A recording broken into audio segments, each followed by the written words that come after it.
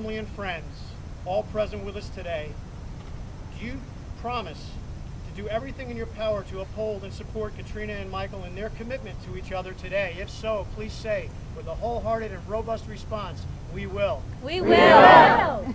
Great. Our poetry reading today is a poem called Be Loved. Be loved, not only for what you are, but for what you are when you are together. Be loved, not only for what you have made of yourself, but what you are making of each other. Be loved for that part of each of you that has remained hidden without the other. Be loved because you encourage goodness in each other and bring each other far more happiness than either one could find alone. Love each other for knowing the foolish and frivolous parts of your souls and for seeing the possibilities for good in each other that no one else had looked quite deep enough to find. Because of you, you give each other faith in yourselves, comfort in yourselves, and a deeper sense of self than you have ever known. Katrina and Michael, be loved. Folks, it's amazing to see them standing here. Here they are, Katrina and Michael. I first met the two of them when I stopped in a local bakery back in Bricktown when I went in to get my donut and my coffee in my early morning Saturday ritual. They were perusing the wedding cake folders and the different displays and printouts and talking to the owners about the possibilities of what could happen today. Then they were introduced to me. It was amazing to look at both of their faces. I was moved by their essence and that the honor that they actually asked me to do the ceremony for them. They both had this wonderful smile on their face, and I was just so moved and just so excited to be able to ask to do this for them. And actually so moved so much that the very first thing that came out of my mind and into my soul when I looked at the two of them was, gee, I wonder how long it's going to be before they start to look alike. No, I'm serious. You all know, you've seen people that have been together a long time and they're walking, holding hands in a park or sitting in a cafe and they really start to resemble each other, and you sit there and you say, yeah, isn't this funny? Seriously, how much these people look alike? Am I right? You can raise your hands if I am, right? It is amazing to me that this kind of stuff happens. There's actually a study out where people have gone and looked at pictures of 160 individuals, and these couples were married, but they didn't know which one was which. And out of looking at every single photograph, these people that were doing the experiment were able to pick out 99% of the times who was married and who wasn't. And I found that really, really cool. So much so that when you look at this even further, it's amazing to think that our longevity together, our happiness together, is actually a direct reflection of a physical presence with each other. Basically, after reading this article, looking over this study, I had to consider that life experiences can end up being reflected physically. Someone who is happy and smiles more will develop the facial muscles and wrinkles related to smiling.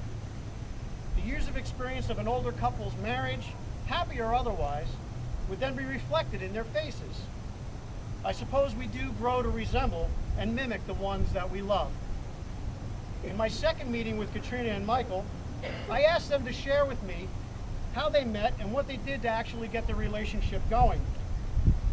With a couple of big wide smiles and some of those, guess you had to be there giggles, they told me how they met at work and started building their relationship there, and their friendship, and their soon-to-be marriage foundation.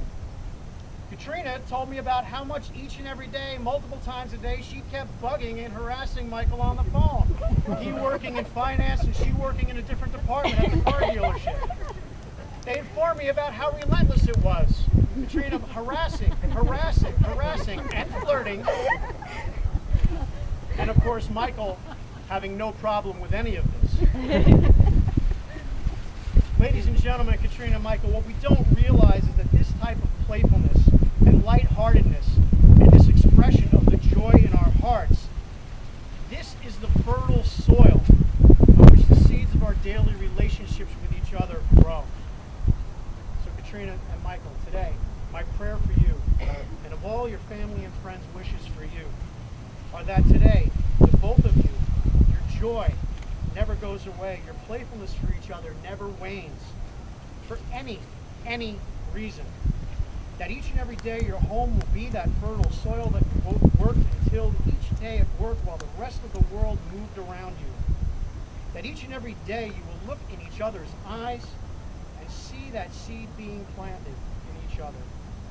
And every day you will depend on each other and the love of the Spirit to be that gentle caregiver to nurture you through this entire journey called life. Then my hope and prayer is that later in life, as you both grow old together, as folks see you holding hands in the park or in those cafes, perhaps in Phillipsburg, perhaps in Beechwood, Tom's River, anywhere that you journey, people will look at you and say, "Isn't that funny how people tend to look alike?" Katrina and Michael, with this in mind, since it is your intention to join together for a lifetime of love, join your right hands, and with your promises, you will now bind yourselves to each other as one. Michael, look at your bride and repeat after me. I, Michael, take you, Katrina, to be my partner in life and my one true love. I will trust you and respect you. I will laugh with you and I will cry with you. Loving you faithfully through good times and bad. I give you my hand, my heart, and my love for as long as we both shall live. And Katrina,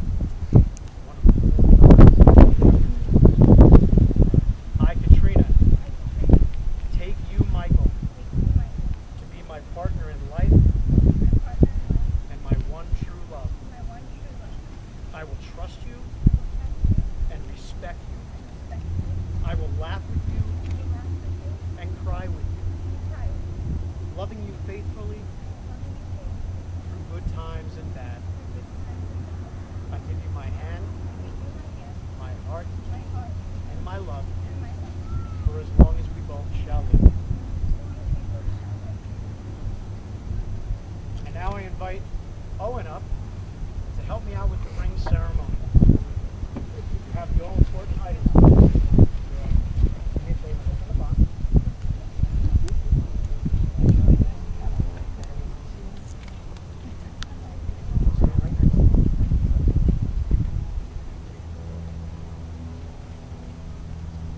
Katrina and Michael, you bring today these rings as a sign of the promise to each other. The rings naturally are round, and the circle is a symbol of the sun and of the moon and of the earth and of the universe. It is a symbol of holiness and perfection and peace. In these rings is the symbol of the unity in which your two lives are now joined in one perfect, unbroken circle, in which wherever you go, you will always return to one another.